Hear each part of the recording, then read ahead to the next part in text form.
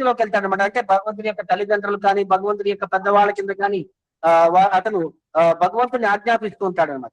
Like నంద మహారాజ్ అంటాడు కృష్ణుడికి, వెళ్ళి నా చెప్పులు తీసుకొని రా అంటే కృష్ణుడు వెళ్ళి చెప్పులు తీసుకొని వస్తాడు.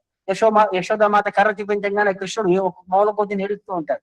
సో ఆ విధంగా ఏంటంటే భక్తుడి యొక్క పొజిషన్ అధికమవుతుంది, భగవంతుడి యొక్క పొజిషన్ కొంచెం తక్కువ అవుతుందండి. చివరికి వచ్చేసరికి ఈ ప్రేమ కంప్లీట్ గా మాధుర్య రసంలో వచ్చేసరికి భగవంతుడు కంప్లీట్ గా భక్తుడి యొక్క దాసోహం అయిపోతాడు అనమాట. ఇప్పుడు గోపికలు కనుక వాళ్ళు ఏదైనా కోరితే కృష్ణుడు దాన్ని కంపల్సరీ నెరవేర్చాల్సింది. రాధారాణి కనుక భగవంతుడి పైన అలిగితే ఆయన వెళ్ళి ఆమెను ప్రాధాయపడాలి, ఒక్కొక్కసారి కాళ్ళు పట్టుకోవాలి, ఒక్కొక్కసారి అన్ని విధాలుగా ఆమెకి సాటిస్ఫై చేస్తేనే కానీ ఆయన సంతోషంగా ఉండడు. ఏంటంటే భక్తుల యొక్క పొజిషన్ చాలా పైన ఉంటుంది, భగవంతుడి యొక్క పొజిషన్ చాలా కిందకు వచ్చేస్తుంది అన్నమాట. సో గోపికలు కృష్ణుడు కూడా పట్టించుకోరు, కృష్ణుడికి లెక్క ఇవ్వరు, కృష్ణుడిని గ్లోరిఫై చేయరు. వాళ్ళ యొక్క ప్రేమ అది ఆ విధంగా వాళ్ళు ఎగ్జిబిట్ చేస్తారనమాట. అందుకనే ఇవన్నీ కూడా ఆధ్యాత్మిక స్థితిలో ఎక్స్చేంజ్ చేసుకునే భగవంతుడికి భక్తుడికి మధ్య ఉండే ఈ వ్యవహారాలు అనమాట. కానీ ఇవన్నీ ఆధ్యాత్మిక ప్రపంచంలో ఆధ్యాత్మిక స్థితిలో ఒరిజినల్ గా ఉంటాయి అన్నమాట. ఈ భౌతిక ప్రపంచంలో ఏంటంటే ఇవన్నీ కూడా పర్వర్టెడ్ రిఫ్లెక్షన్స్ అనమాట. అంటే మనం పాజిటివ్ ఉంది, నెగిటివ్ చూస్తాము. ఆ భౌతిక ప్రపంచంలో ప్రేమ అనేది శాశ్వతంగా ఎక్కడా ఉండదు. అది ఉన్నా సరే విరహంతో విచ్ఛేదంతో ఉంటుంది. అయితే ఎవరో ఒకరు చనిపోవాలి, తర్వాత ఇంకొకరు ఆ విరహ భావన ఎక్స్పీరియన్స్ చేయాలి. శాశ్వతంగా అయితే ఉండదు. ఆధ్యాత్మిక ప్రపంచంలో అయితే ఆ ప్రేమ అనేది శాశ్వతంగా ఉంటుంది, ఎందుకంటే మన శాశ్వతమైన జీవులు కాబట్టి. ఎందుకంటే భగవంతుడికి భక్తుడికి ఒకే క్వాలిటీలో ఉంటారు కాబట్టి వాళ్ళు అది ఎక్స్పీరియన్స్ కూడా అలానే ఉంటుంది. ఆధ్యాత్మిక స్థితిలో కూడా అది ఎక్స్పీరియన్స్, భగవంతుడి ఎంత ఎక్స్పీరియన్స్ ఉంటుందో భక్తుడు కూడా అంతే ఎక్స్పీరియన్స్ ఉంటుంది అనమాట. సో ఇవన్నీ కూడా భగవంతుడితో ఎక్స్చేంజ్ అనేది ఈ యాక్చువల్ హ్యాపీనెస్ అనేటువంటిది వాళ్ళు ఎక్స్పీరియన్స్ చేయగలరు అనమాట ఈ భౌతిక ప్రపంచంలో. బట్ ఈ రథాలన్నీ కూడా మనకి పర్వర్టెడ్ ఫామ్, అంటే కృత్రిమంగా వ్యవహరిస్తాయి, మళ్ళీ అశాశ్వతంగా కనిపిస్తాయి అనమాట. సో అందుకనే మనం శాశ్వతమైన ఆధ్యాత్మికమైన ప్రేమ యొక్క ఈ వ్యవహారంలో మనం భగవంతుడితో ఎక్స్పీరియన్స్ చేయాలి. బట్ అక్కడికి వెళ్ళటానికి మనకి అవకాశం దొరకాలంటే ఈ శ్రీమద్ భాగవతం పఠనం ద్వారా, శ్రీమద్ భాగవతం శ్రవణం ద్వారా మనలో ఉండే భగవంతుడికి ఉండే సహజమైన ప్రేమ అనేది ఉత్పన్నమయ్యి మనం ఆ ఎక్స్పీరియన్స్ చేయడానికి అర్హులవుతామని చెప్పి ఈ యొక్క సంభాషణ అనేది ముందుకు తీసుకెళ్తున్నారు అనమాట. కంటిన్యూస్ చదవండి. ముక్తి స్థితి యందును ఆస్వాదనీయమైన ఆధ్యాత్మిక రసమును శ్రీమద్ భాగవతమునందు అనుభవించవచ్చునని ఈ శ్లోకములో నిశ్చయముగా తెలియబడుచున్నది. శ్రీమద్ భాగవతము వేద జ్ఞానం యొక్క పక్వఫలమగుటచే అందులకు కారణము. దివ్యమైన ఈ గ్రంథమును శ్రద్ధతో శ్రవణము చేయుట ద్వారా మనుషుడు పూర్ణానందమును పొందగలడు. కానీ దీనిని సరైన మూలము నుండియే శ్రవణము చేయవలను. శ్రీమద్ భాగవతము సరైన మూలము నుండియే గ్రహింపబడినది. ఇది ఆధ్యాత్మిక జగమున నుండి నారద మహామునిచే గుని రాబడి అతని శిష్యుడైన వ్యాసదేవునకు ఒసగబడినది. వ్యాసదేవుడు దానిని తిరిగి తన పుత్రుడైన శ్రీల సుఖదేవ గోస్వామికి బోధించగా అతడు తిరిగి దానిని 7 రోజులలో మృత్యు సంప్రాప్తింపనున్న పరీక్షిత్ మహారాజునకు ఉపదేశించను. శ్రీల సుఖదేవ గోస్వామి జన్మించిన నాటి నుండి ముక్త పురుషుడు. మాతృగర్భం నందే ముక్త స్థితిలో నిలిచిన అతడు జన్మించిన పిదప ఎట్టి ఆధ్యాత్మిక శిక్షణను పొంది ఉండలేదు. వాస్తవమునకు భౌతిక భావనలో కాని ఆధ్యాత్మిక భావనలో కాని పుట్టుకతోనే ఎవరును యోగ్యతను కలిగి ఉండరు. కానీ సుఖదేవ గోస్వామి పూర్ణత్వము నొందిన ముక్త పురుషుడు కావున ఆత్మానుభవమునకై ఎట్టి పవిత్రీకరణము విధానములను స్వీకరించలేదు. త్రిగుణములకు పరమైన దివ్యస్థితి యందు నిలిచిన పూర్ణముక్త పురుషుడైనను అతడు వేదగానము చేయు ముక్త పురుషులచే ఆరాధింపబడు శ్రీకృష్ణ భగవానుని దివ్యరస భావనకు ఆకర్షితుడయ్యను. అట్టి భగవానుని లీలలు సామాన్య జనుల కన్నను ముక్త పురుషులకు మిక్కిలి ఆకర్షణీయములై యుండును. రసభావన మనునది రూపము గలవానితోని సాధ్యము కనుక రసస్వరూపురైన ఆ భగవానుడు నిరాకారుడయ్యే అవకాశమే మాత్రము లేదు. ఈ శ్రీమద్ భాగవతమునందు శ్రీకృష్ణుని దివ్యలీలలు సంపూర్ణముగా వివరింపబడినవి. Can I proceed next, Prabhu? Yes, Prabhu.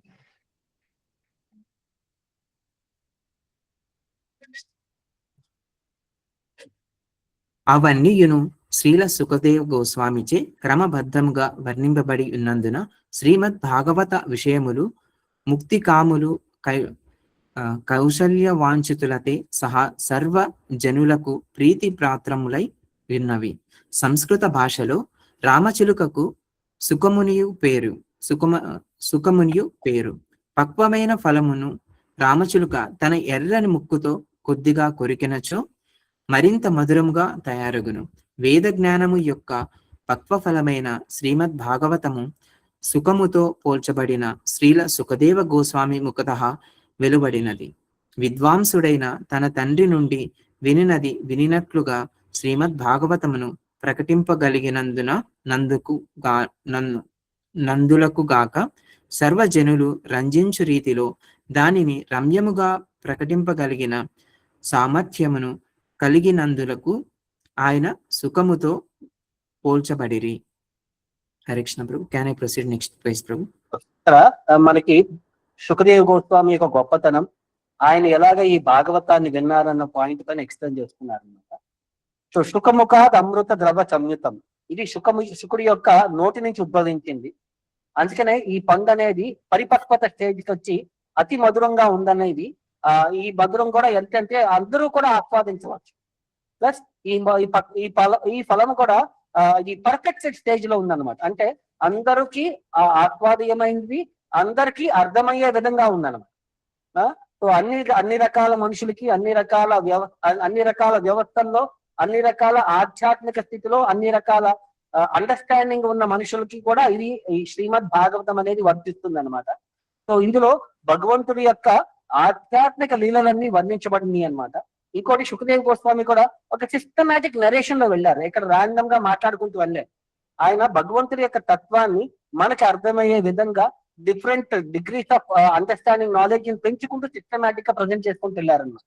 So అందుకనే ఈయన సుఖదేవ్ గోస్వామిని ఒక రామచిలుకతో కంపేర్ చేస్తున్నారు అనమాట. ఎందుకంటే ఆయన ఎంత గొప్ప, రామచిలుక ఎంత గొప్పదంటే చెట్టులో ఉండే పండుని ఎలాగైతే అది ఐడెంటిఫై చేయగలదో, ఏ పండులో అయితే అతి మధురంగా తీపి ఉన్నదని చెప్పి అది ఎలా గుర్తించగలదో, సో ఆ పండుని అతను తన నోటితో కొరికి ఆ పండు యొక్క తీపిదనాన్ని ఇంకా ఆస్వాదించే విధంగా, ఇంకా మెరుగుపరిచే విధంగా అది వ్యవహరిస్తుందో సుఖదేవ్ గోస్వామి కూడా. ఇంకోటి ఏంటంటే ప్యారెట్ అంటే ఏంటంటే అది మన మాటలు విని అది ఎగ్జాక్ట్ గా రిపీట్ చేస్తూ ఉంటుంది.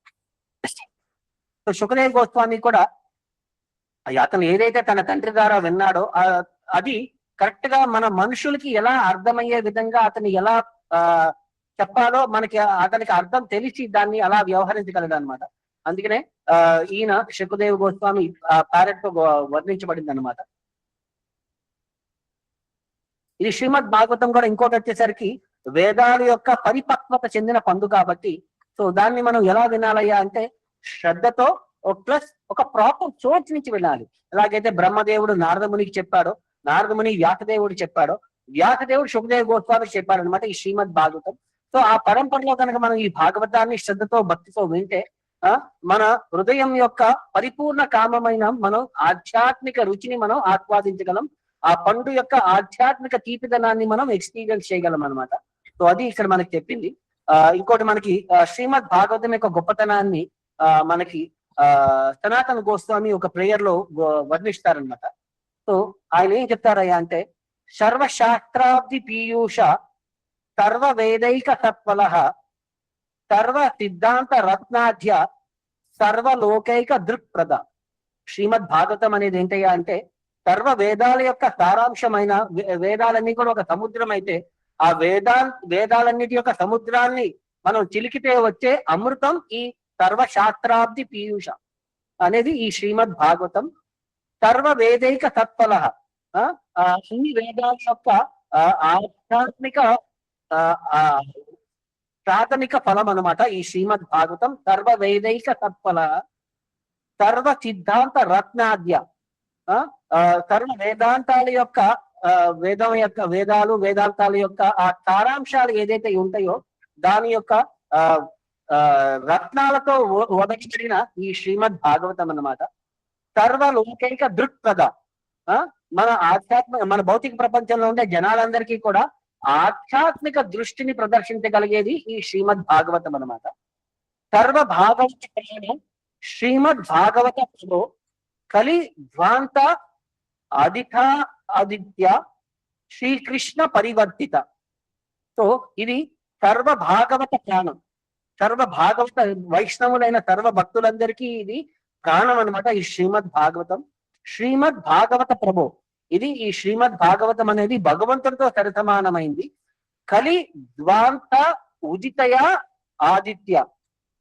ఈ కలి యొక్క కల్మషాన్ని మనం దూరం చేయడానికి ఈ భౌతిక ప్రపంచంలో ఒక సూర్యుడిలాగా ఉద్భవించింది ఈ శ్రీమద్ భాగవతం అన్నమాట.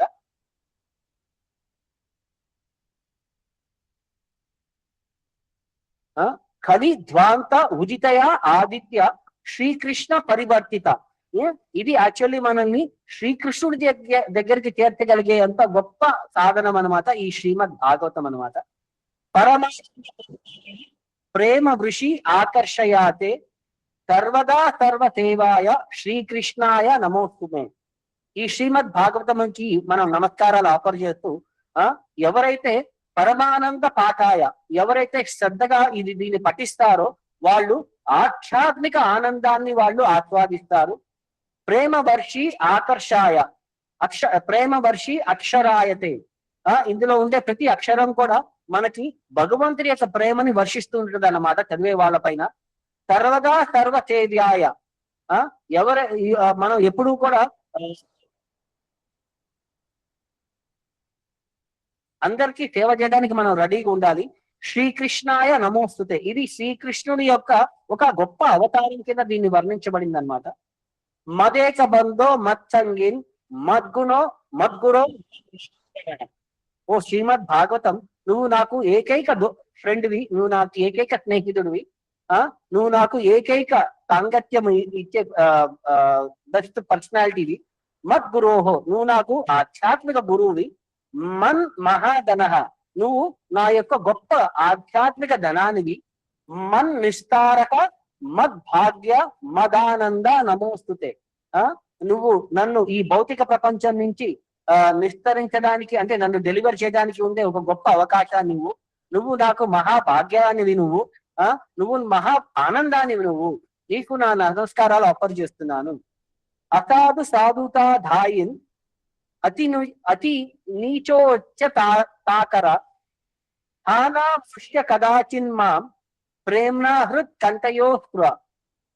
ఓ శ్రీమద్ భాగవతం, నువ్వు అభక్తులకు కూడా భక్తిని ప్రసాదించేసే అంత గొప్ప వరమున్న అవకాశాన్ని నువ్వు పడిపోయిన ఆధ్యాత్మిక స్థితి నుంచి భౌతిక ప్రపంచంలో కుంగి కృషించిపోయిన వారిని కూడా నువ్వు వారిని పైకి తీసుకెళ్లే ఒక గొప్ప సాధనాన్ని నువ్వు. అతి నీచోచ్చ తాకర హాత ముంచ కదాచిన్, నన్ను ఎప్పుడు కూడా నువ్వు వదిలి వెళ్ళొద్దు. మా ప్రేమ్న హృత్ కంఠయో స్ఫుర, ఎప్పుడూ కూడా నా హృదయంలో నా కంఠంలో నన్ను స్మరిస్తూ ఉంటూ నన్ను భగవంతుని యొక్క ప్రేమకి ఆస్వాదించడానికి నాతో పాటు ఒక సాంగత్యాన్ని ఇవ్వు అన్నట్టు ఇక్కడ సనాతన గోస్వామి శ్రీమద్ భాగవతాన్ని కోరుకుంటున్నారు అన్నమాట. శ్రీమద్ భాగవతానికి వేరే పురాణాలకి మహాభారతానికి వాటన్నిటికీ తేడా ఏంటయ్యా అంటే, వేద పురాణం కావ్యం చ ప్రభోర్మిత్రం ప్రియ ఏవచ.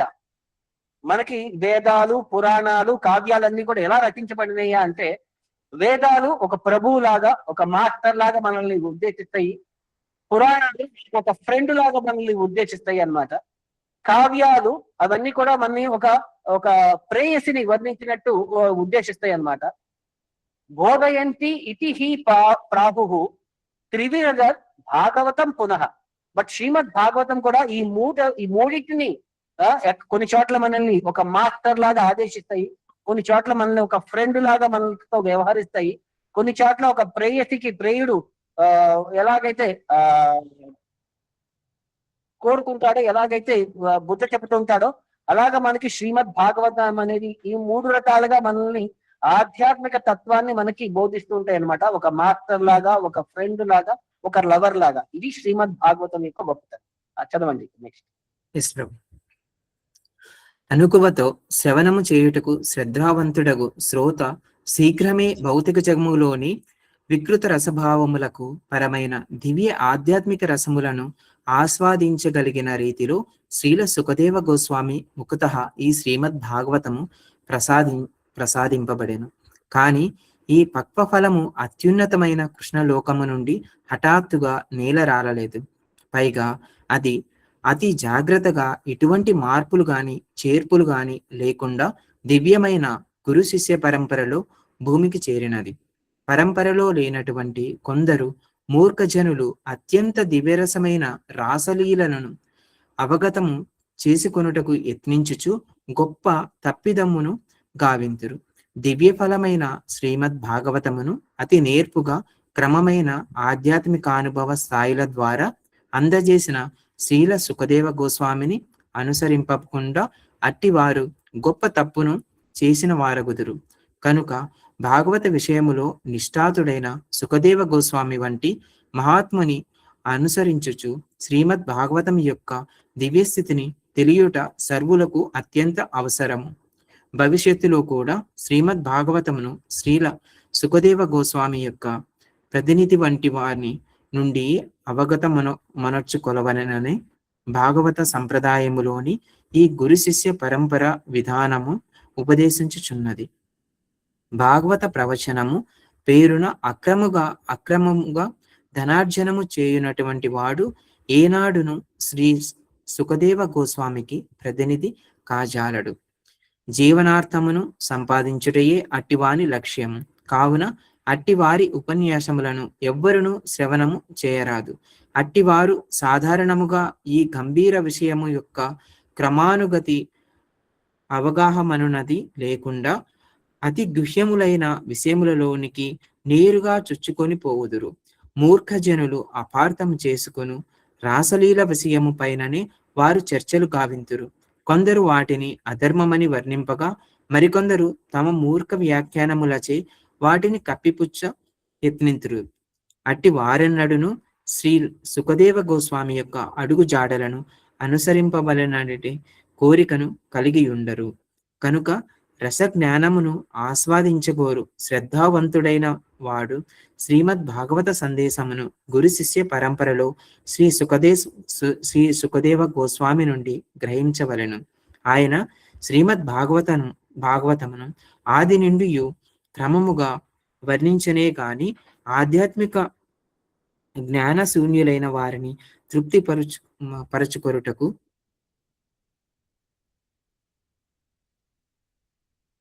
తోచిన రీతిలో వివరింపలేదు. శ్రీ సుఖదేవ గోస్వామి ముఖతః గాని లేదా ఆయన ప్రతినిధి నుండి గాని అమృత రసమును గ్రోలినంతనే శ్రద్ధాసక్తులు కలిగిన మనుజుడు వేద జ్ఞానం యొక్క పక్వ ఫలమును ఆస్వాదింపగలిగిన రీతిలో శ్రీమద్ భాగవతము అతి జాగ్రత్తగా ప్రకటింపబడినది. హరే కృష్ణ ప్రభు. సో శ్రీమద్ భాగవతం అనేది ఎలా సుఖదేవ గోస్వామి అర్థం చేసుకున్నాడు? మనకి ఎలా చెప్తారంటే భాగవతంలో ఆయన కడుపులో ఉన్నప్పుడే ఆయన ముక్త స్థితిలో ఉన్నారు. భౌతిక ప్రపంచం యొక్క ఎక్కడ అటాచ్మెంట్ కూడా లేదు. కానీ ఆయన కడుపులోంచి బయటికి రాగానే ఆయన నడుచుకుంటూ వెళ్ళిపోతున్నాడు. తండ్రి వెనకాల పరిగెత్తున్నాడు, రా పుత్ర రా, నీకు ఆధ్యాత్మిక తత్వాన్ని నేను బోధిస్తాను అని చెప్పి. కానీ ఇప్పుడు సుఖదేవ గోస్వామి ఎక్కడా కూడా మళ్ళీ వెనక్కి వచ్చినట్లేదు. కానీ ఆయన అడిగి వెళ్ళిపోయాడు. తర్వాత మళ్ళీ 2వ స్కందంలో ఆయన శ్రీమద్ భాగవతం పరీక్షిత్ మహారాజుకి వర్ణించే ముందు ఆయన చెప్తున్నాడు అన్నమాట. తదహంతే అభిదాస్యామి మహాపురుషైకో భవాన్ యక్ష శ్రద్ధాగతాం ఆసు క్యాన్ ముకుంద మతిష్టతి. ఈ శ్రీమద్ భాగవతం తదహం నేను తే అభిదాస్యామి, నీకు ఇప్పుడు నేను వర్ణించబోతున్నాను. ఎందుకంటే భవాన్ మహాపురుషైక, నువ్వు భగవంతుడైన కృష్ణుడి యొక్క అతి శుద్ధ భక్తుడివి. నువ్వు ఎవరైతే యక్ష శ్రద్ధాగతాం ఆసు, ఎవరైతే ఈ పర్ఫెక్ట్ అటెన్షన్ ఇస్తారో, రెస్పెక్ట్ గా ఈ శ్రీమద్ భాగవతాన్ని వింటారో వారికి శ్యాల్ సతీ ముకుందే మతి, వారికి కృష్ణుడి పైన అచంచలమైన శక్తి, అచంచలమైన భక్తి, అచంచలమైన శ్రద్ధ అనేవి అది శ్రీమద్ భాగవతం వాళ్ళకి వరం ఇస్తుంది అన్నట్టు ఇక్కడ మనకి ఆయన చెప్తున్నారు అనమాట. సో ఆయన ఈ శ్రీమద్ భాగవతం వెనక్కి వచ్చి తన తండ్రి ద్వారా విని ఈ శ్రీమద్ భాగవతాన్ని మళ్ళీ ప్రపంచానికి ఒక మధురమైన ఆస్వాదన ఒక అవకాశం కింద మనందరికీ కూడా ఆయన ప్రజెంట్ చేశారండి. అందుకనే ఈ శ్రీమద్ భాగవతం అనేది అతి ఉన్నతమైన స్థితిలో ఉందన్నమాట.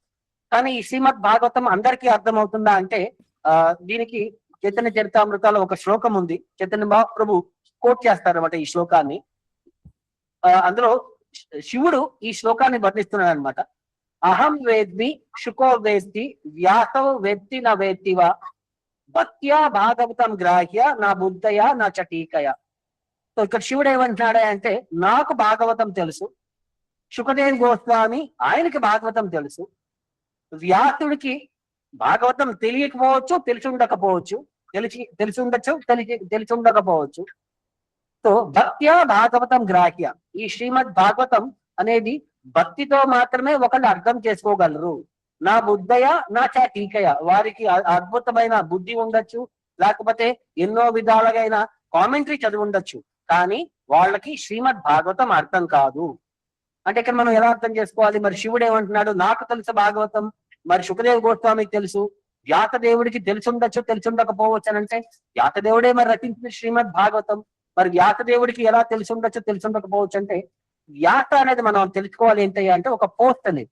ఆ పోస్ట్ లో ప్రతి ద్వాపర యుగంలో ఒక వ్యాసదేవుడి కింద ఒక మనిషి వచ్చి ఆ పోస్ట్ ఆక్యుపై చేస్తారనమాట. అంటే ఒక జీవి ఆ పోస్ట్ ఆక్యుపై చేస్తారు. ఎప్పుడైతే క్వాలిఫైడ్ జీవులు ఉండరో ఆ పోస్ట్ అప్పుడు భగవంతుడు కూర్చుంటారు. సో ఇప్పటి వరకు మనం 28వ మహాయుగంలో ఉన్నాము, ఈ 7వ మన్వంతరంలో. సో ఇప్పటి వరకు 28 మంది వ్యాసదేవులు వచ్చి వెళ్ళారనమాట. సో అందులో మనకి ఇప్పుడు వచ్చిన వ్యాసదేవుడు వచ్చేసరికి కృష్ణ ద్వైపాయన వ్యాస, అంటే ఆయన కృష్ణుడి యొక్క ఒక అవతారం అనమాట. ద్వైపాయన అంటే ద్వీపం మధ్యలో పుట్టాడు కాబట్టి ఆయన పేరు, కృష్ణ అంటే నల్లగా ఉంటాడు కాబట్టి కృష్ణ ద్వైపాయన వ్యాస అని చెప్పి ఆయన పేరు అనమాట. సో ఈయన భక్తుడు కాబట్టి, ఈయన భగవంతుడి యొక్క అవతారం కాబట్టి ఈయనకు భాగవతం తెలుసు. మరి భాగవతంలో కూడా చెప్తుంది నెక్స్ట్ వ్యాసుడు ఎవరయ్యా అంటే అశ్వత్థామ ఉంటారు.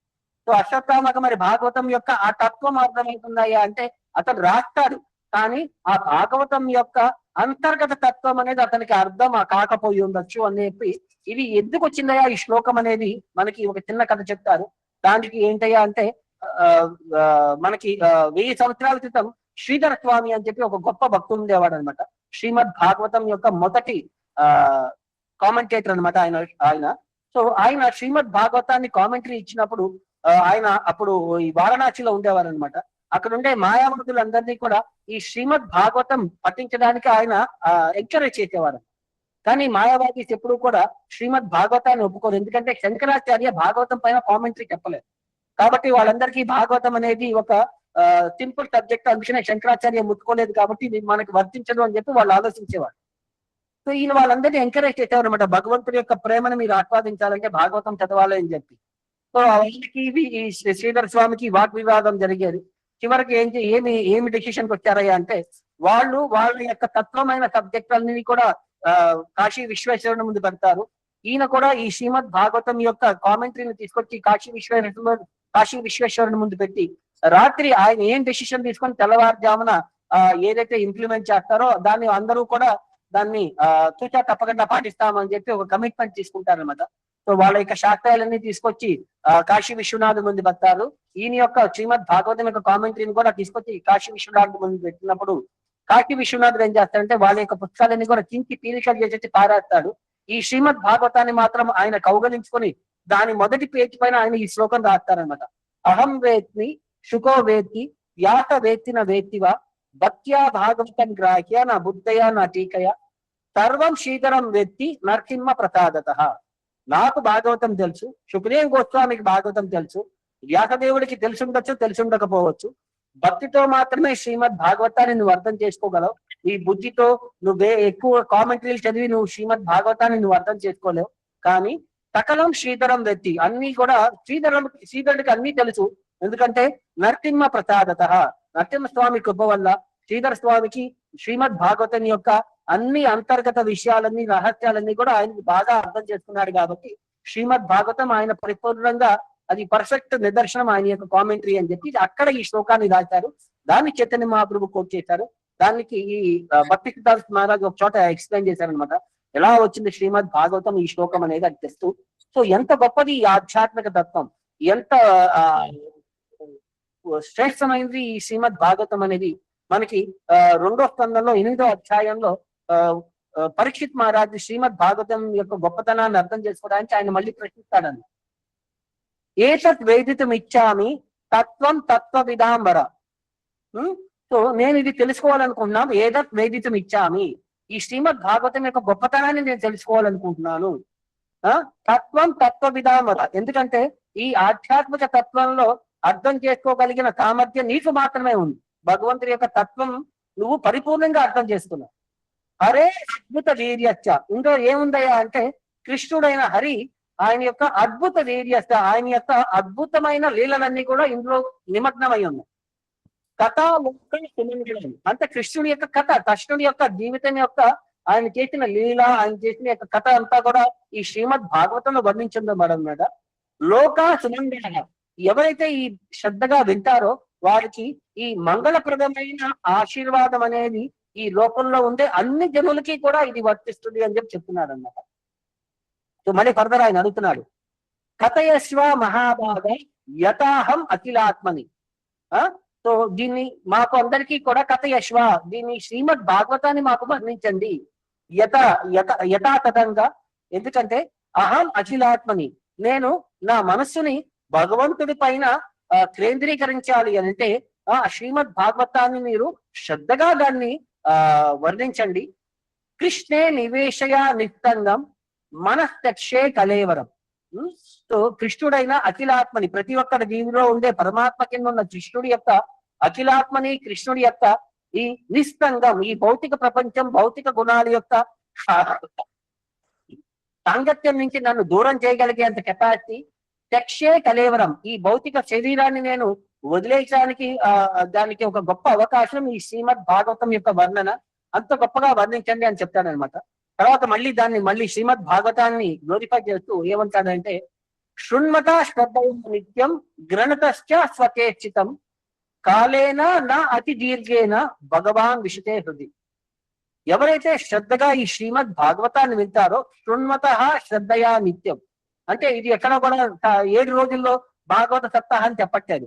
శృణ్మత శ్రద్ధయా నిత్యం, ప్రతి నిత్యం ఎవరైతే శ్రీమద్ భాగవతాన్ని శ్రద్ధగా వింటారో, గృణత ఎవరైతే ఈ ఆధ్యాత్మిక తత్వాన్ని అర్థం చేసుకొని స్వచేష్టితం అంటే దీన్ని సీరియస్ గా దీన్ని అర్థం చేసుకొని దీన్ని ప్రయత్నిస్తారో, దీన్ని ఆచరణ చేయడానికి ప్రయత్నిస్తారో, భగవాన్ విశతే హృది, వారి యొక్క హృదయంలో భగవంతుడు సదా నివసిస్తూ ఉంటాడు. విశతే హృది, ఎంత టైం పడుతుంది అంటే భగవంతుడి యొక్క ఆస్వాదన మనం ఎక్స్పీరియన్స్ చేయడానికి కాలేనా దీర్ఘేన, మరి ఎక్కువ సమయం కాదు, అతి తక్కువ సమయంలోనే భగవంతుడు మన హృదయంలో ఆయన ఆల్రెడీ ఉన్నాడు. ఆయన్ని మనం ఆస్వాదించగలం, ఆయన్ని మనం ఎక్స్పీరియన్స్ చేయగలం అన్నమాట.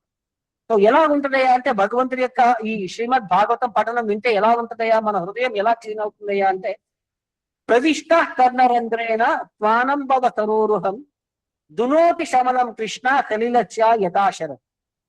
ఈ కృష్ణుడి యొక్క శబ్దమైన ఈ శ్రీమద్ భాగవతం అనేది ప్రతి ఒక్కరి హృదయంలో ప్రవిష్ట కర్ణరంధ్రేణ శుద్ధ భక్తుల యొక్క చెవుల నుంచి వాళ్ళ హృదయంలోకి ఎంటర్ అయ్యి ఈ శ్రీమద్ భాగవతం భగవంతుడి యొక్క శబ్ద స్వరూపం ఏం చేస్తాయి అంటే స్వానం భావి సరోజం, వారి హృదయంలో భగవంతుని యొక్క ప్రేమ యొక్క ఆ కమలం పైన కూర్చుంటుందన్నమాట. స్వానం సరోజం తర్వాత ఏం చేస్తున్నాయంటే దునోతి శమలం, దునోతి మన హృదయంలో ఉండే చెత్త చెదారాన్ని అంతా కూడా ఈ భౌతిక ప్రపంచం యొక్క సాంగత్యం యొక్క చెత్త చెదారాన్ని అంతా కూడా ఇది కంప్లీట్ గా మనల్ని క్లీన్ చేసేస్తుంది. శమలం తర్వాత ఎలాంటి అంటే ఏం క్లీన్ చేస్తాయంటే కామ క్రోధ లోభ మోహ మద మాత్సర్య అనే గుణాలన్నింటినీ కూడా మన హృదయం నుంచి పరిపూర్ణంగా అది ప్రక్షాళన చేసేస్తుంది అనమాట.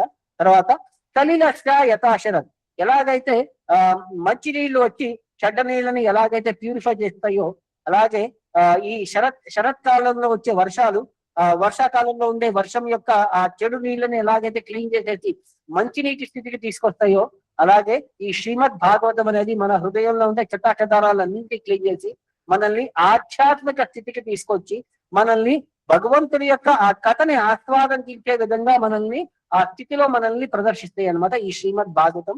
అది పరీక్షిత్ మహారాజు ఈ భాగవతం యొక్క గొప్పతనాన్ని అక్కడ వర్ణించారు.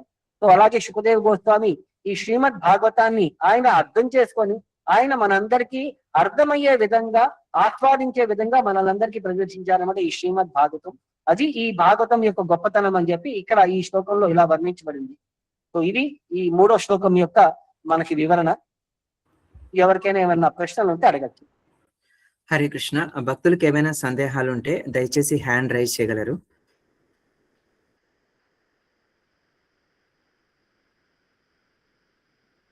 హరే కృష్ణ. నారాయణ రావు ప్రభు, ప్లీజ్ మీ క్వశ్చన్ అడగండి ప్రభు.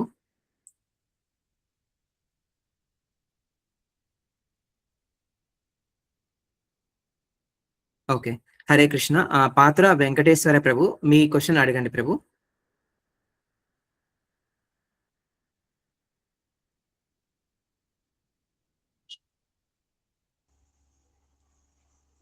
ఓకే, హరే కృష్ణ.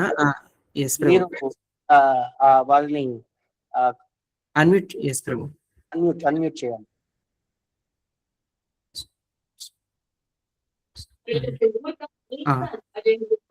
హరే కృష్ణ. ప్రవీణ్ ప్రభు, దయచేసి మీ క్వశ్చన్ అడగండి ప్రభు. హరే కృష్ణ ప్రభు. ప్రభు మరి భాగవతం ఇంత డెప్త్ ఉన్నప్పుడు మరి మాలాంటి సామాన్య భక్తులు దీన్ని కంప్లీట్ చేయలేకపోయారండి ఒక జీవిత కాలంలో. అప్పుడు ఏంటి ప్రభు, మళ్ళీ ఇంకో జన్మ తీసుకుంటామా ఇది కంప్లీట్ చేయడానికి, లేకపోతే స్టిల్ అది హాఫ్ కంప్లీట్ చేసినా పార్ట్లీ కంప్లీట్ చేసినా కానీ ఓకేనా ప్రభు? అది మనం ఎంత చదివామన్నా కాదండి, ఎంత అర్థం చేసుకున్నామన్నది మనకి ఇంపార్టెంట్. అంతా చదివి ఏం అర్థం కాకపోయినా కానీ, ఏమి కొంచెం చదివి ఎక్కువ అర్థం చేసుకున్నా కానీ అది మోస్ట్ ఇంపార్టెంట్. ఇక్కడ భగవంతుడి యొక్క తత్వాన్ని మనం అర్థం చేసుకొని భగవంతుడి యొక్క ఆ ప్రేమని మనం ఎలా ఆస్వాదించాలి అనేది మనకి ఎక్స్ప్లెనేషన్ లో ఈ శ్రీమద్ భాగవతం వర్ణిస్తుంది. 18,000 శ్లోకాలు ఉన్నాయి. రోజుకి ఒక్క శ్లోకం చదివినా సరే మనకి ఎన్ని సంవత్సరాలు పడుతుంది? ఒక 10 మీకు రోజుకి ఒక 2-3 శ్లోకాలు, ఒక గంట సేపు శ్లోకాల వారి లెక్క ప్రకారం మనల్ని రోజుకి ఒక గంట సేపు చదవమంటారు. సో గంట సేపు చదివితే మనకి అట్లీస్ట్ మనం 3 సంవత్సరాల్లో మన భాగవతాన్ని ఫినిష్ చేసేయచ్చు. ప్రతిరోజు గంట చదివితే మీరు శ్రీమద్ భాగవతం. ఇప్పుడు మీరు ఎంత అర్థమైంది అనేది మీరు పక్కన పెట్టండి, మీరు చదువుకుంటారండి. ఎందుకంటే భాగవతం అర్థం చేసుకోవాలంటే మనల్ని 3 సార్లు కవర్ టు కవర్ కంప్లీట్ గా చదవమంటారు గోపాల్ గారు. ఈవెన్ బ్రహ్మదేవుడు కూడా సెకండ్ క్యాంటోలో చెప్తారనమాట, ఏదైనా తత్వం అర్థం చేసుకోవాలంటే శాస్త్రం 3 సార్లు కవర్ టు కవర్ కంప్లీట్ చదవమంటారు. అప్పుడే మనకి డీటెయిల్స్ అనేది ఒక క్లారిటీ వస్తుంది. సో 3 సంవత్సరాలు మీరు రోజు గంట సేపు చదివితే శ్రీమద్ భాగవతాన్ని ఫినిష్ చేసేయచ్చు. మీరు ఫస్ట్ శంకించద్దు, మనకి నేను ఫినిష్ చేయలేను. ప్రయత్నించండి, ప్రయత్నిస్తే ఆటోమేటిక్ గా మనకు ఫలితం అనేది కంపల్సరీ దొరుకుతుంది. సో తత్వం మనం అర్థం చేసుకోగలగాలి, అది మెయిన్ ఇంపార్టెంట్ ఆస్పెక్ట్ అనమాట ఇక్కడ. ఓకే ప్రభు. అంటే 3 సార్లు కంప్లీట్ చేయాలంటే దాదాపు 9 ఏళ్ల నుంచి 10 ఏళ్ళు పడుతుంది ప్రభు. మొదటిసారి 3-3.5, తర్వాత మీరు కొంచెం ఫాస్ట్ గానే చదువుకోవచ్చు, మీరు అర్థం చేసుకోవచ్చు. ఆల్మోస్ట్ నేను ఫస్ట్ టైం చదివినప్పుడు మాకు 3.5 ఏళ్ళు పట్టింది.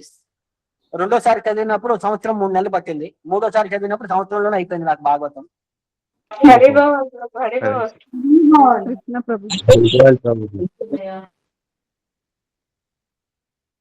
ఓకే, హరే కృష్ణ. ఉషారాణి మాతాజీ, దయచేసి మీరు మీ క్వశ్చన్ అడగండి మాతాజీ. హరే కృష్ణ ప్రభు, దండవత్ ప్రణామాలు ప్రభు. మీరు వ్యాసుడు ప్రతి యుగంలో జన్మ తీసుకుంటారని చెప్పారు కదా, కానీ వ్యాస మహర్షి చిరంజీవి అంటారు కదా, ఎట్లా ప్రభు అది? మా వ్యాస అంటే ఒక పోస్ట్ అమ్మా, ఆ పోస్ట్ లో కూర్చుండే వాడికి వేరు వేరు పేర్లు ఉంటాయి. మనకి ఇప్పుడు ఈ 28వ మహాయుగం, దీనికి ముందు వ్యాసదేవుడు పరాశరుడు, దానికి ముందు వ్యాసదేవుడు వచ్చేసరికి ఆపాంతరాత్మ, దానికి ముందు వ్యాసదేవుడు వచ్చేసరికి వాల్మీకి. 24వ మహాయుగంలో రామాయణం జరిగినప్పుడు అప్పుడు వ్యాసదేవుడు వాల్మీకి. సో అప్పుడు వ్యాసదేవుడు అనేవాడు నెక్స్ట్ అంటే కృష్ణ ద్వైపాయన అనే ఆయన చిరంజీవి. బట్ ఆ ద్వాపరయుగం వరకు మాత్రమే వ్యాసుడి కింద వ్యవహరిస్తారు, వేరే టైంలో ఆయన సప్తఋషుల కింద వ్యవహరించవచ్చు. ప్రతి ద్వాపర యుగానికి ఆ పోస్ట్ అనేది చేంజ్ అవుతుంది, ఆ పోస్ట్ లో వేరే పర్సనాలిటీ వచ్చి కూర్చుంటారన్నమాట. వ్యాస అనేది టైటిల్, ఆ పర్సన్ పేరు కాదు, ఆ పర్సన్ పేరు వేరేది ఉంటుందన్నమాట.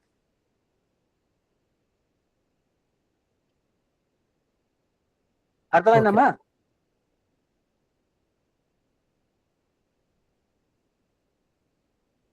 ఓకే, ధన్యవాదాలు ప్రభు. ఓకే, హరే కృష్ణ. జయంతి మాతాజీ, మీ క్వశ్చన్ అడగండి మాతాజీ. హరే కృష్ణ ప్రభుజీ, దండవత్ ప్రణాం. చెప్పండి అమ్మా. ప్రభుజీ, ఇప్పుడు అంటే మనము ఈ బుక్స్ చదవడము అది అనేది ఇప్పుడు యువకులకు గాని పిల్లలకు గాని అంత ఇంట్రెస్ట్ ఉండదు కదా ప్రభుజీ. ఉమ్. మనం భాగవతం పిల్లలకి చెప్పాలి అంటే అది దాని యొక్క తత్వాన్ని అర్థం చేపియాలంటే ఎలా ప్రభుజీ? నువ్వు కాకరకాయ మీకు తింటా ఉన్నా, మీకు ఇష్టమా కష్టమా? ఇష్టమే ప్రభుజీ. ఇప్పుడు ఇష్టం, చిన్నప్పుడు ఇష్టమే వేరే ప్రభుజీ. చిన్నప్పుడు అంత అంత రుచిగా తినేవాళ్ళం కాదు. సో మన అమ్మలు ఏం చేసేవారు, ఆ కాకరకాయ కూర వండినప్పుడు చివరిలో చిన్న బెల్లం ముక్కేసేవారు. ఎస్ ప్రభుజీ. సో దాని నుంచి ఏంటంటే ఆ తీపిగా ఉండటం వల్ల ఆ చేదు అనేది అంత ఎక్స్పీరియన్స్ చేయకుండా అందరం బాగా తినడానికి ఒక అవకాశం అన్నమాట. ఎస్ ప్రభుజీ. అలా విధంగా మనం భాగవతాన్ని మీరు ప్రస్తుతానికి చిన్నపిల్లలుగా ఉన్నప్పుడు వాళ్ళకి ఒక కథ రూపంలో చెప్పండి. ఒక మంచి శ్లోకాలని వాళ్ళని మెమరైజ్ చేయనివ్వండి. దానికి అర్థం తెలియవచ్చు, తెలియకపోయి ఉండొచ్చు. సో మీరు ఇవాళ భాగవతంలో ఈ పాయింట్ విన్నాను, ఈ కథ విన్నాను, ఇది చాలా బాగుంది అని చెప్పి వాళ్ళకి అర్థ విధంగా వాళ్ళకి చెప్పండి చాలు. వాళ్ళకి డీటెయిల్స్ లోకి వెళ్ళి వాళ్ళకి ఎలాబరేట్ పర్పౌట్ అవన్నీ వాళ్ళకి అర్థం కావాల్సిన అవసరం లేదు. దానికి సారాంశం వాళ్ళకి తెలిస్తే చాలు. అది మెయిన్ ఇంపార్టెంట్ పాయింట్ అన్నమాట.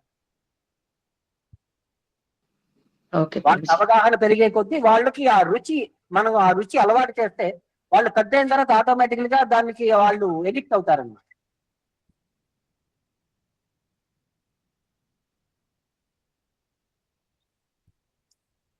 ఓకే. హరే కృష్ణ. కళ్యాణి మాతాజీ, దయచేసి మీ క్వశ్చన్ మాతాజీ. హలో, చెప్పండి. ఎస్ మాతాజీ, ప్లీజ్ ఆస్క్. హరే కృష్ణ ప్రభుజీ. అడగండి మాతాజీ. దండవత్ ప్రణామం ప్రభుజీ. హలో చెప్పమ్మా మాతాజీ. ప్రభుజీ, మీరు ఐక్య విద్య తరపున నుంచి ఈ సమ్మర్ హాలిడేస్ లో పిల్లలకు మేము కూడా చెప్పుకునే విధంగా ఈ గ్రూప్ లో మీరు ఏదైనా భాగవతం సిరీస్ లాగా ఎపిసోడ్స్ పెడితే బాగుంటుంది కదా. నేనైతే పిల్లలకి రోజు క్లాస్ చెప్తున్నాను, ఏదో ఒక టాపిక్. ఏదో ఒక టాపిక్ కాకుండా ఏదో భాగవతం కానీ లేకుంటే ఏదైనా కృష్ణ లీలలు కానీ ఒక సిరీస్ లాగా స్టార్ట్ చేస్తే మంచిదని నా అభిప్రాయం గురుజీ. ఓకేనమ్మా, అది మన వాళ్ళు ప్లాన్ చేస్తారు. ఇంకోటి కూడా మీరు ఇంకోటి చిన్న చేయొచ్చు, అవకాశం ఉందంటే. ఈ ప్రేయర్స్ ఉన్నాయి కదా, కుంతి మహారాణి ప్రేయర్స్ కానీ, తర్వాత భీష్మ ప్రేయర్స్ ఉన్నాయి, సుఖదేవ్ గోస్వామి ప్రేయర్స్ ఉన్నాయి, ధ్రువ ప్రేయర్స్ ఉన్నాయి, ప్రహ్లాద్ ప్రేయర్స్ ఉన్నాయి. ఆ శ్లోకాలన్నింటినీ కూడా ప్రతిరోజు ఒక్కొక్క శ్లోకం వాళ్ళకి నేర్పించి ఇప్పుడు అలా మీరు సిస్టమేటిక్ గా వాళ్ళకి ప్రేయర్స్ నేర్పించచ్చు. అదే గురుజీ, రామాయణం గురించి అట్లా బేసిక్స్ చెప్తున్నాను. అంటే కనీసం ఇప్పుడు పిల్లలకి పేర్లు కూడా తెలియట్లేదు కదా. శ్రీరాముడు యొక్క తండ్రి ఎవరు, తల్లి ఎవరు అనేది కూడా కొంచెం క్లారిటీగా ఉండట్లేదు. అందుకనేసి నేర్పిస్తున్నాను రోజును. కానీ నాకు ఏ టాపిక్ చెప్పాలి పర్టికులర్గా అనేసి అర్థం అవట్లేదు. ఒక సిరీస్ లాగా మీరు ఒక ఎపిసోడ్ అంటూ పెడితే డైలీ ఒక ఎపిసోడ్ అదే పిల్లలకు చెప్పుకుంటారు. ఇప్పుడు క్లాసెస్ కండక్ట్ చేయడానికి మా వీధిలో అంతమంది పిల్లలు లేరు ప్రభుజీ. కొంతమంది క్రిస్టియన్స్ ఉన్నారు, అందుకు ప్రాబ్లం అయిపోతుంది గురుజీ. ఓకే, అందరు ప్లాన్ చేసుకొని మన ఐక్య విద్యా టీం నుంచి వాళ్ళు మీకు సపోర్ట్ చేస్తారు. ఏం చేయాలి, ఎలా చేయాలని చెప్పి వాళ్ళు మీకు గైడెన్స్ ఇస్తారు. ఓకే, హరే కృష్ణ మాతాజీ. మిమ్మల్ని చైతన్య ప్రభు కాంటాక్ట్ అవుతారు మాతాజీ. మనకి సమ్మర్ క్లాసెస్ ఆల్రెడీ అవైలబుల్ ఉన్నాయి మాతాజీ, మీకు ప్రభు గైడ్ చేస్తారు Mataji. So Hare Krishna. Vanaja Mataji, please ask your question మాతాజీ. హరే కృష్ణ ప్రభుజీ, దండవత్ ప్రణామ్. చెప్పమ్మా. ప్రభుజీ, క్వశ్చన్ ఏంటంటే ఈ రోజుది కాదు, మామూలుగా ఇప్పుడు మనము ఈ శరీరం విడిచిపెట్టిన తర్వాత మళ్ళీ అంటే మనం ఉన్న పూర్వకర్మ మనకు తెలియదు కాబట్టి మళ్ళీ జన్మ ఎత్తాల్సి వచ్చినప్పుడు అనంత కోటి బ్రహ్మాండాలు ఉన్నాయి కదా ప్రభు, మనం ఏ బ్రహ్మాండంలోకైనా వెళ్తామా? లేదు అని అంటే ఇప్పుడు ఎక్కడైతే ఉన్నామో ఇక్కడే ఉంటామా? కొంచెం అది చెప్పండి ప్రభు. హరే కృష్ణ. అంటే మన కర్మానుసారం జనరలీ ఆ బ్రహ్మాండంలోనే మనం తిరుగుతుంటాం. ఆ బ్రహ్మ భువనాల్లో పునరావర్తిను అర్జున. సో దానికి యొక్క క్వాలిఫికేషన్ బట్టి కూడా ఉంటుందమ్మా. మనం చేసే కర్మలకి జనరల్ మనం ఎక్కువ పుణ్యకర్మలు చేస్తే మనం హయ్యర్ ప్లానెట్స్ లో జన్మ తీసుకుంటాం. మనం ఎక్కువ పాపాలు చేస్తే మనం లోవర్ జన్మల్లో మనం జన్మ తీసుకుంటాం అనమాట. లోవర్ జంతు జీవాలలో యొక్క శరీరాల్లో మనం జన్మ తీసుకుంటాం. ఒక్కొక్కసారి ఒక్కొక్క క్వాలిఫికేషన్ బట్టి కూడా ఉంటుంది. లైక్ మనం ఒక పదవిని ఉద్దేశించి మనం ప్రయత్నించామనుకోండి, లైక్ మనం ఇంద్రుడు అవ్వాలనుకుంటున్నాం, ఈ ప్లానెట్ లో ఆల్రెడీ క్వాలిఫైడ్ ఇంద్ర ఉన్నాడు, సమదర్ యూనివర్స్ లో అక్కడ ఇంద్రుడికి యొక్క అవకాశం ఉన్నప్పుడు మనల్ని అక్కడికి తీసుకెళ్లి పెడతాడు. ఈ భౌతిక ప్రపంచంలోనే మనం కొట్టుకొని పోతుంటాం. But most of the time అనేది ఎక్కడంటే ఒకే ఒక్క బ్రహ్మాండంలో ఉండొచ్చు. బట్ లిమిటేషన్ అనేది మనకి అది కంపల్సరీ అనేది చెప్పలేము. బట్ ఈ భౌతిక బ్రహ్మాండంలో ఎక్కడైనా సరే మనం జన్మ తీసుకోవచ్చు అనేది ఇంకొక రెస్పాన్స్ కూడా ఉంది. ఓకే ప్రభు. ప్రభు ఒకవేళ అంటే మంచిగా భక్తులు ఉంటారు గదా! చాలా మంది భక్తులు మంచిగా చేసేటప్పుడు, వాళ్ళు ఇంక తప్పకుండా ఇంత కృష్ణ భక్తి చేస్తే వైకుంఠలోక ప్రాప్తి అంటారు కదా ప్రభు. ఈ అవునమ్మా. వైకుంఠలోక ప్రాప్తిలో ఇప్పుడు రామాయణమైన భగవంతుడి యొక్క గోకుల లీలలైన, బృందావన లీలలైన ఇంకా వేరే ప్లానెట్‌లో జరుగుతూనే ఉంటాయి. నెవర్ ఎండింగ్ అని చెప్పి విన్నాం కదా ప్రభు భాగవతంలో. అవునమ్మా. ఇలాగుండేటప్పుడు మనం వేరే ఎక్కడైతే భగవంతుడు లీలలు చేస్తూ ఉంటారో, అక్కడికి వెళ్ళడం ఉంటుందా? ఇంక నా దగ్గరికి వచ్చారు అంటే ఇంక మళ్ళీ మీకు బర్త్ ఉండదు అని మనము తెలుసుకున్నాం కదా ప్రభు. ఫైనల్ సారాంశం అదే కదా! ఇది ఎట్లాగా మనకి అంటే ఇన్ని అనంత కోటి బ్రహ్మాండాలున్నాయి. రిపీటెడ్‌గా మనకి ఈ లీలలన్నీ జరుగుతూనే ఉంటాయి కదా! అక్కడ డైరెక్ట్‌గా మనము సేవ చేసుకునేలాగా ఉంటుందా? లేదు అంటే ఏదైతే మనకి గోలోక చాట్‌లో హయ్యర్ గోలోక బృందావనం ఉందో అక్కడికి వెళ్తారు. అసలది ఎలాగా అంటే అంత అవసరం లేదు గానీ ప్రభు అంటే ఎలాగ మనం అర్థం చేసుకోవాలని అడుగుతున్నానంతే. హరే కృష్ణ. అంటే ఇక్కడ అమ్మ మనకి ఎలా చెప్తారంటే, మనం భౌతిక ప్రపంచంలో మనం పర్ఫెక్షన్ పొందినప్పుడు ఆధ్యాత్మిక ప్రపంచానికి ఒక్కొక్కసారి డైరెక్ట్ గా వెళ్ళిపోతాము. లేదంటే ఈ భౌతిక ప్రపంచంలో ఇంకొక ఎక్కడైనా సరే బ్రహ్మాండంలో కృష్ణుడి యొక్క లీలలు జరుగుతుంటే ఆ లీలల్లో మనం వెళ్ళి అక్కడ ఒక అప్రెంటిస్ లాగా మనం ఆ సేవలో మనం పాల్గొంటామన్నమాట.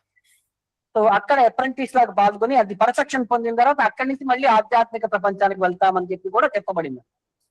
సో దీంట్లో అయితే మనం ఎంత స్టేటస్ లో ఉన్నామో ఆధ్యాత్మిక తత్వం అర్థం చేసుకోవడంలో, దాన్ని ఆచరించడంలో, దాన్ని బట్టి మనకి ఇంకా ట్రైనింగ్ కావాలంటే ఇంకొకసారి ఈ భౌతిక ప్రపంచంలో మళ్ళీ ఫర్దర్ ట్రైనింగ్ ఇచ్చి మనల్ని పంపిస్తారు. లేదు మనం ఆల్రెడీ క్వాలిఫైడ్ అయి ఉన్నామో మనకి ఇంకా ఏం ట్రైనింగ్ అవసరం లేదంటే డైరెక్ట్ గా ఆధ్యాత్మిక ప్రపంచానికి తీసుకెళ్లిపోతారు అన్నమాట. ఇది ఆ వివరణ యొక్క అర్థం అన్నమాట.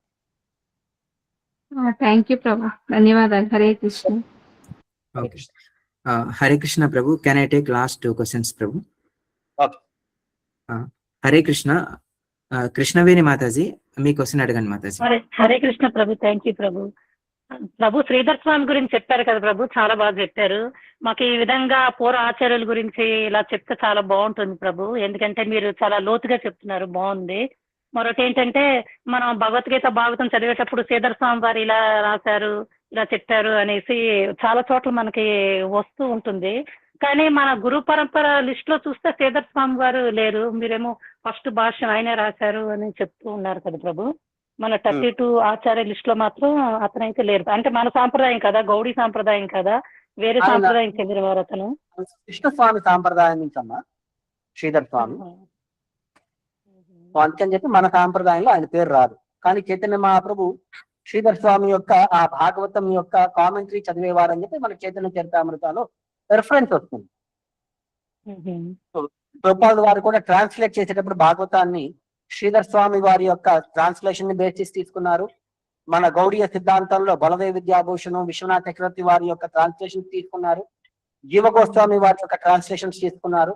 తర్వాత మన రామానుజ సాంప్రదాయంలో కూడా విజయధ్వజ తీర్థ, వీరరాఘవాచార్య, అలా డిఫరెంట్ వైష్ణవ ఆచార్య యొక్క ఒపీనియన్ తీసుకుంటున్నారు ఇక్కడ. అంటే మనం ఆ సందర్భాన్ని చూసేటప్పుడు ఒక్కొక్క ఆచార్య ఒక్కొక్క ఒపీనియన్ లో ప్రజెంట్ చేస్తుంటారు. సో ఆ మల్టిపుల్ ఒపీనియన్స్ ఎక్కడైతే కాంట్రడిక్టరీ ఉన్నాయో అప్పుడు వాళ్ళ యొక్క ఒపీనియన్స్ అన్నిటి అక్కడ ప్రభుపాల్ వారు ఆ పర్పోర్ట్ లో స్టేట్ చేస్తుంటారు అనమాట. అది మనకి అందరి ఆచార్యుల యొక్క సారాంశాన్ని మనకి ప్రభుపాల్ వారు ప్రసాదించారు. సో ఈయన మన పరపరలో లేరు కానీ ప్రభుపాల్ వారు తీసుకున్నారు ఇతని యొక్క కామెంటరీ. మహాప్రభు ఎప్రూవ్ చేశారు. నేను శ్రీధర స్వామి కంటే గొప్ప భాగవతం యొక్క సారాంశాన్ని రాశాను అని చెప్పి చైతన్య మహాప్రభు దగ్గరికి వచ్చినప్పుడు ఆయన ఫ్రెండ్షిప్ లెవెల్లోనే చైతన్య మహాప్రభు ఆయన కొంచెం మందలిస్తారనమాట. ఎందుకంటే ప్రీవియస్ ఆచార్య కంటే నువ్వు ఎంత గొప్పవాడు అయినా సరే ఆ క్రెడిట్ ఎప్పుడు కూడా ప్రీవియస్ ఆచార్యకి ఇవ్వాలి. సో మనం ఎంత గొప్పవాళ్ళం అనేది కూడా ఎప్పుడు కూడా మనం అణిగిమణిగి ఉండాలి, కానీ మనం ఎప్పుడు గొప్పవాళ్ళని చెప్పి ప్రదర్శించకూడదు అని చెప్పి ఇండైరెక్ట్ గా ఆయన్ని మందలించి ఆయన చెప్తారనమాట, స్వామి నా మానే వేశ్యర్యకి అనుమానం. ఎవరైతే శ్రీధర్ స్వామిని ఒప్పుకోరో వాళ్ళ యొక్క మాటలు నేను ఒక వేశ్య మాటల కింద నేను పట్టించుకోను అన్నట్టు ఇండైరెక్ట్ గా ఆయన్ని అవహేళన చేస్తున్నట్టు, తిడుతున్నట్టు ఆయన డైరెక్ట్ ఇండైరెక్ట్ గా సంబోధిస్తారనమాట. సో అక్కడ చైతన్య మహాప్రభు శ్రీధర్ స్వామి యొక్క ఆయన యొక్క ఆ తత్వానికి ఆయన ఇచ్చిన ఆ భాగవతం యొక్క ట్రాన్స్లేషన్ కి ఆయన గొప్పతనాన్ని అక్కడ ఆయన సర్టిఫై చేశారు. అది విషయం. ప్రభు ఇంతకు ముందు కూడా మీరు గోవింద భాష రాశారు, బలదేవ్ విద్యాభూషణ్ అని కూడా చెప్పారు. సో ఇలాగా మన పూర్వ ఆచార్యుల గురించి ఒక్కొక్కసారి క్లాస్ తీసుకొని చెప్తే చాలా బాగుంటుంది. మాకు కొంతవరకే తెలుసు ఈ షడ్గోస్వాముల గురించి, మన గురు పరంపరలో వచ్చే ఒక 4-5 ఆచార్యుల గురించే మాకు తెలుసు, అందరి గురించి తెలియదు. సో మీరు చెప్తే చాలా బాగుంటుంది అనుకుంటున్నాను ప్రభు. ఓకే, ఒక్కొక్క సందర్భాన్ని బట్టి ఆ వర్షకి యొక్క రిక్వైర్మెంట్స్ బట్టి మనం డిస్కస్ చేసుకుంటే వెళ్దాం. సరే. ఓకే, హరే కృష్ణ. రాధా కృపా దేవిదాసి మాతాజీ, ప్లీజ్ ఆస్క్ యువర్ క్వశ్చన్ మాతాజీ. హరే కృష్ణ ప్రభు, ధన్యవాద్ ప్రణామ్ ప్రభు. ప్రభు ఇప్పుడు ఇది పర్సనల్ అంటే భాగవతం చదివేటప్పుడు ఏమవుతుందంటే ప్రభు, ఏదన్నా ఒక పాయింట్ తన చాలా బాగుంది, ఇదిగా ఉంది అంటే చదవడం అక్కడికి ఆగిపోతుంది ప్రభు. ఆ పాయింట్ మీదకి చాలా భావం అనేది ఏర్పడుతుందో లేకపోతే యాంగ్జైటీ వస్తుందో తెలియదు ప్రభు. ఇంకొంచెం ముందుకి కదలాలంటే ఎంతసేపు ఆ పాయింట్ మీదే ధ్యాస అంతా వెళ్ళిపోతూ ఉంటుంది. ఒక 2-3 రోజులు దాని గురించి అట్లా ఆలోచించడం జరుగుతుంది. నెక్స్ట్ ముందుకెళ్ళి చదవడం అంటే అక్కడ నాకు స్టాప్ అవుతుంది ప్రభు. సో దీన్ని ఎట్లా ఓవర్కమ్ చేయాలి అని అడుగుదాం అనుకున్నాను ప్రభు. మీరు చదివేటప్పుడు ఒక బుక్ పక్కన పెట్టుకొని ఏదైనా ఇంపార్టెంట్ పాయింట్లు వచ్చినప్పుడు దాన్ని రాసుకొని పెట్టుకోండి అమ్మా. Okay okay. మీ మైండ్ అనేది ఇప్పుడు మీరు మనసులో పెట్టుకునే వాళ్ళు బుక్ లో దాన్ని పెట్టినప్పుడు దాని యొక్క సగం భారం అనేది మీకు తగ్గిపోతుంది. ఓకే ప్రభు, ఓకే ప్రభు. 2, ఆ పాయింట్ ఎందుకు వచ్చింది, దాన్ని ఏ విధంగా అర్థం చేసుకోవాలని చెప్పి దాని కింద మీరు ఆన్సర్లు రాసుకుంటూ వెళ్ళండి. ఓకే ఓకే ప్రభు. అప్పుడు ఏమవుతుందంటే మీకు దాని యొక్క కంప్లీట్ ఇన్ఫర్మేషన్ అనేది మీరు ప్రయత్నించవచ్చు దాన్ని రికవర్ చేసుకోవడానికి, దాన్ని అర్థం చేసుకోవడానికి. ఓకే ప్రభు, ఓకే ప్రభు. అప్పుడు ఏమవుతుందంటే ఇప్పుడు మనకి సినిమా చూస్తున్నారు మీరు, మంచి ఒక సస్పెన్స్ ఎపిసోడ్ మీకు బాగా అట్రాక్ట్ అయ్యింది. సో అంటే ఇక్కడే సస్పెన్స్ ఉందంటే ఇంకా ముందు ఇంకెన్ని సస్పెన్స్లు ఉంటాయని చెప్పి మీరు ఆల్వేస్ ఆలోచించండి. అది మీరు ఇక్కడికే సినిమా ఎండకపోలేదు కదా, ఇంకా ముందు చాలా ఉంది సినిమా.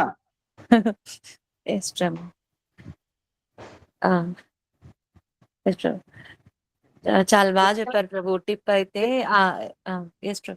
ఎప్పుడైనా మీకు ఆ డౌట్ వచ్చినప్పుడు, ఏదైనా మీకు బాగా అట్రాక్టివ్ అనిపించినప్పుడు ఆ బుక్ లో రాసుకొని దాన్ని మీరు నెక్స్ట్ టైం ఇంకెవరి చేతైనా ఇంకా మీకంటే కొంచెం అవగాహన ఉన్న వాళ్ళు మీతో మాట్లాడినప్పుడు దాని యొక్క క్లారిటీ అనేది మనం ఇంకా పెంపొందించుకోవచ్చు. ఇక్కడ ఎందుకు చెప్పారు ఇలాగా, దీని యొక్క గూఢార్థం ఏంటి, అలా మీరు ఇంకా దాన్ని ఎన్హాన్స్ చేసుకొని దాన్ని ఇప్పుడు ఎలా ఉంటుందంటే అమ్మా, ఇది మీకు ఒక మంచి యొక్క పాయింట్ మీరు ఇప్పుడు చెప్పింది.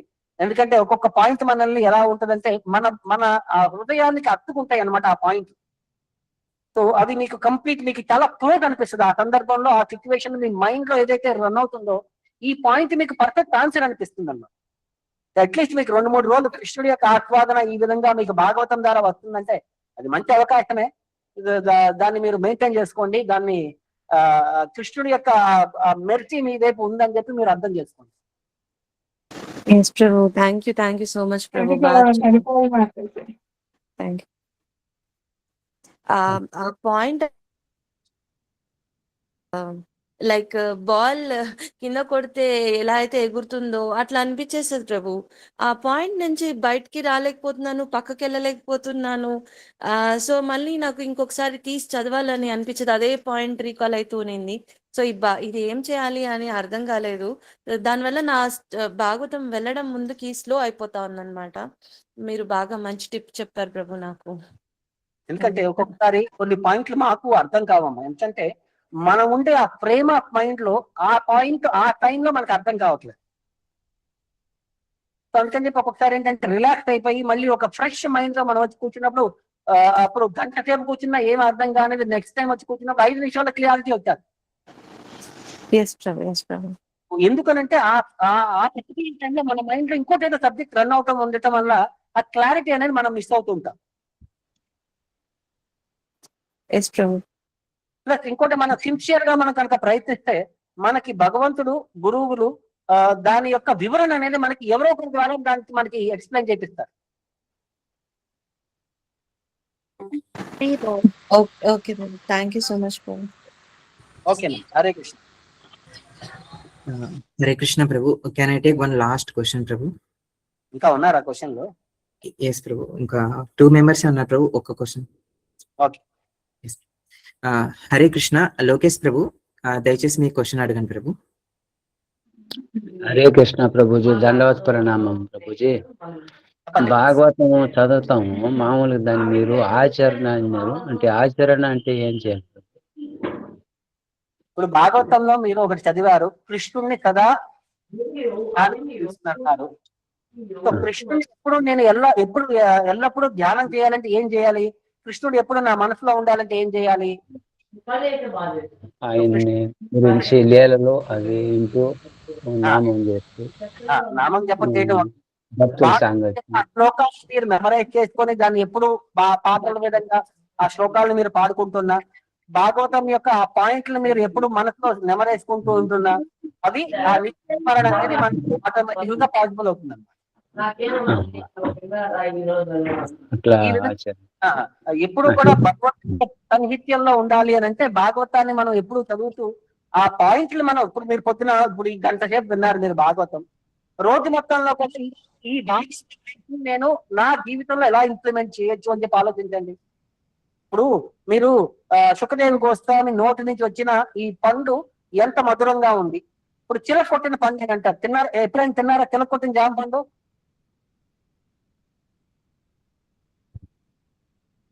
చిలక కొట్టిన మామిడి తిన్నాం ప్రభు. ఎలా తెలుసా చిలకకి ఆ పండు చాలా తీయగా ఉందని? ఎన్నో పళ్ళు ఉన్నాయి కదా చెట్టుకి. చిన్నప్పుడు అది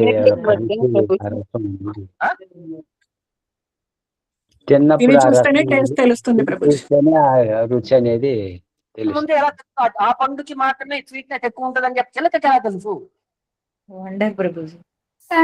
దేవుడు ఇచ్చిన జ్ఞానం ప్రభు. భగవంతుడి ద్వారా తెలుసుకున్నాం. లేదు, దానికి ఒక లాజిక్ ఉంది. ఏ పండు అయితే ఎక్కువ సూర్యరశ్మిని అబ్జార్బ్ చేసుకుంటుందో అది అతి స్వీట్ గా ఉంటుంది అన్నమాట లెక్క అక్కడ. హరి బోల్ ప్రభు, ఇది తెలియదు ప్రభు. మనం కూడా స్వీట్ గా తయారవుతాయా అంటే భగవంతుడి యొక్క కృపని మనం, భక్తుల యొక్క ఆ కృపని మనం ఎక్కువ ఎవరైతే ఆస్వాదించగలరో, ఎక్కువ ఎవరైతే రిసీవ్ చేసుకుంటారో ఆ సూర్యరశ్మి లాంటి భగవంతుడి యొక్క కృపని, భక్తుల యొక్క జ్ఞానాన్ని, మనం కూడా అంత స్వీట్ గా తయారవుతాం అన్నమాట.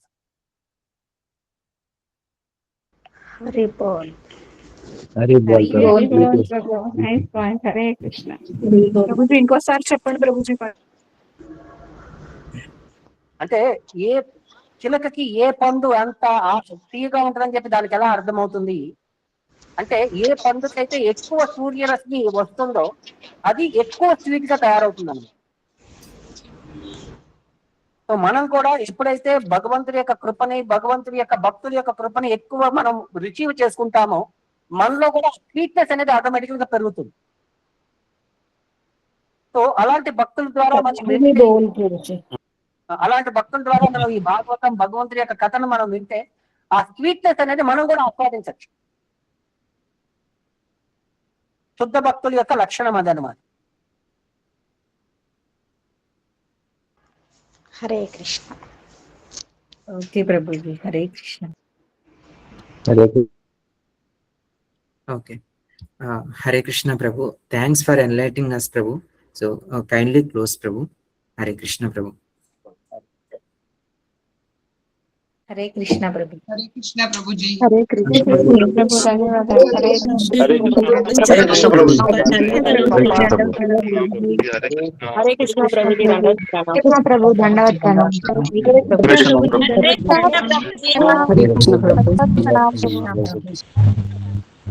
హరే కృష్ణ ప్రభు. దండవత్ హరే కృష్ణ ప్రభుజీ, ధన్యవాదాలు ప్రభుజీ. హరే కృష్ణ ప్రభుజీ.